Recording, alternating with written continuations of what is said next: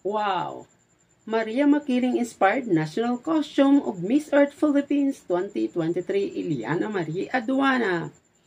Si Maria Makiling ay isang diwata or anito sa mitolohiya ng Pilipinas na nauugnay sa bundok Makiling sa Laguna.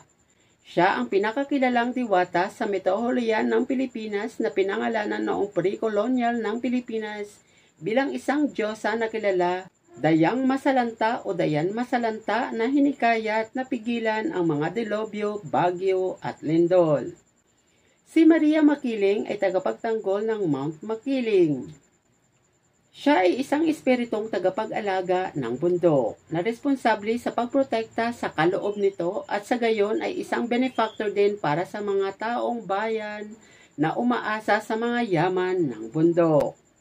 Bukod sa pagiging tagapag-alaga ng bundok, kinilara rin ang ilang mga alamat ang Laguna de Bay at ang mga isda na nahuli mula rito bilang bahagi ng kanyang nasasakupan. Siya ay pinadala ni Bathala upang tulungan ang mga tao sa lugar ng kanilang pang-araw-araw na buhay. Ang bundok Makiling ay kahawig ng profile ng isang babae na sinasabing si Maria mismo. Inilalarawan ang mga kababalagang ito bilang totoo mula sa iba't ibang pananaw, kaya walang iisang lokasyong nauugnay sa claim na ito. Sa iba't ibang tuktok ng bundok ay sinasabing mukha ni Maria at dalawang suso ayon sa pagkakasunod-sunod at ang kanyang mga buhok ay umaagos pababa sa isang banayad na libis palayo sa kanyang katawan.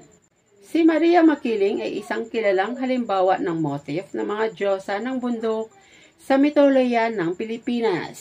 At sa ngayon ay ating masasaksihan ang kahangahangang pagganap ni Miss Earth Philippines Iliana Marie Aduana sa National Costume Preliminary Competition ng Miss Earth 2023. Okay guys, panoorin natin to. Miss Earth Philippines Maria Makiling, more properly Marie Makiling, is a diwata in Philippines mythology associated with Mount Makiling in Laguna, Philippines.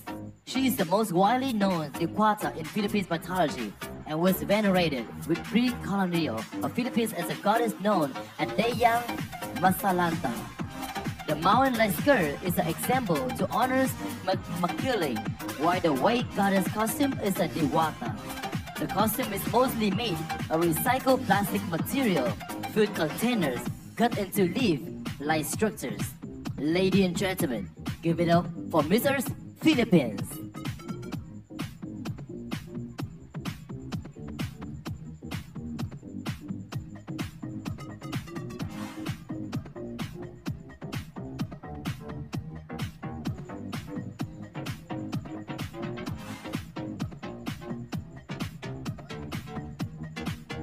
Wow! Napakagandang performance! Good luck, Iliana Marie Aduana! At maiuwi mo sana ang ikalimang Miss Earth crown for the Philippines. Thanks for watching!